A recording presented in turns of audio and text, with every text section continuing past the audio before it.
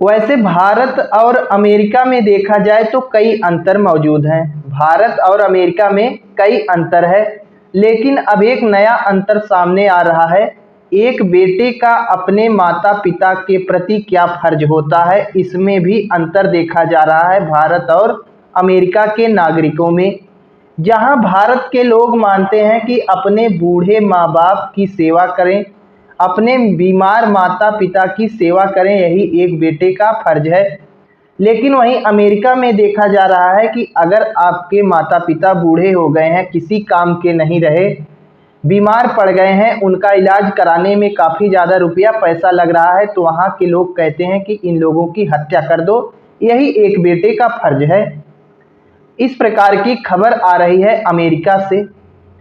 America से इसी प्रकार की एक खबर सामने आ रही है, जहां पर एक बेटा अपने बीमार माँ बाप से परेशान होकर, अपने बूढ़े माँ बाप से परेशान होकर उनकी सेवा करते करते परेशान हो गया था। इससे देखा गया कि उसने अपने माता पिता की हत्या कर दिया। और जब पूछा गया तुमने ऐसा क्यों किया, तो उसने कहा कि हमारे माता पिता बीमार थे, उनकी सेवा करनी पड़ती थी, वो लोग कष्ट में थे, इसलिए हमने अपने बेटे होने का फर्ज निभाया और उन्हें मारकर अपने घर के पीछे ही दफना दिया। आइए देखते हैं क्या है पूरी खबर। अमेरिका के अल्बानी में रहने वाले 53 साल के लॉरेंज क्रॉस ने अपने माता पिता की हत्या करने के बाद स्थानीय मीडिया को बुलाकर उनसे एक इंटरव्यू दिया, जिसमें उसने अपनी सारी बातें बताई कि हमने अपने माता पिता की हत्या क्यों की। लॉरेंज ने कहा कि मैंने माता पिता के प्रति अपने कर्तव्यों का निर्वहन किया, मेरी चिंता उनकी तकलीफ थी। उसने कहा कि उसकी मां सड़क पार करते हुए गिर पड़ी थी और घायल हो गई थी, उनका इलाज करना पड़ता था, इसमें पैसा लगता था। इसके अलावा मोतियाबिंद के ऑपरेशन के बाद उसके पिता ड्राइव करने में अक्षम हो गए थे। अब वो जो है इधर उधर नहीं जा सकते थे, गाड़ी उड़ी इधर उधर नहीं चला सकते थे, पूरी तरह वो लोग परेशान थे। इसलिए हमने अपने माता पिता की हत्या करके अपना बेटे होने का फर्ज निभाया है।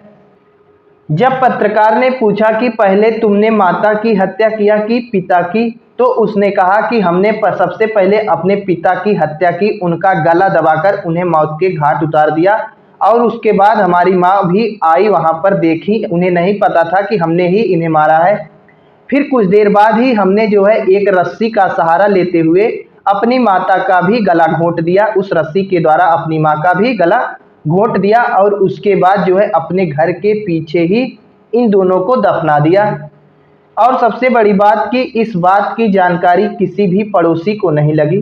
पड़ोसी लोग सोच रहे थे कि वो दोनों चले गए जर्मनी रहने के लिए। तो ऐसी स्थिति में जब वहां पर पुलिस ने इस इंटरव्यू के बाद छापा मारा, पुलिस वहां पर आई, तब जाकर उनके पड़ोसियों को पता चला कि इसने ऐसी हरकत की है। तो इसीलिए कहा जाता है कि सभ्यता, संस्कार, चरित्र होना बेहद जरूरी है। लेकिन आजकल हमारे देश में देखा जा रहा है कि कुछ लोग ऐसे हो गए हैं जो चरित्र, सभ्यता, संस्कार को बढ़ावा देने वाले साधु संतों का ही विरोध करते हैं।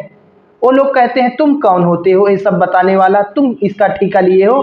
तो ऐसी स्थिति में जो साधु संत हमें चरित्र, ज्ञान, सभ्यता सिखाते हैं, उसे सुनने की जरूरत है, ना कि उनका परित्याग करने की जरूरत है, उनका बहिष्कार करने की जरूरत नहीं है। नहीं तो आने वाले समय में भी आपके अंदर भी इसी प्रकार के विचार आएंगे कि यार फालतू में ये दोनों माँ बाप हमारे ऊपर बोझ बने हुए, इन्हें मार के खत्म करो। जब आपके अंदर संस्कार नहीं होगा तो आप भी यही करेंगे। इसलिए अगर हमारे देश में साधु संत हमें संस्कार की बात सिखाते हैं तो हमें उनका सम्मान करना चाहिए।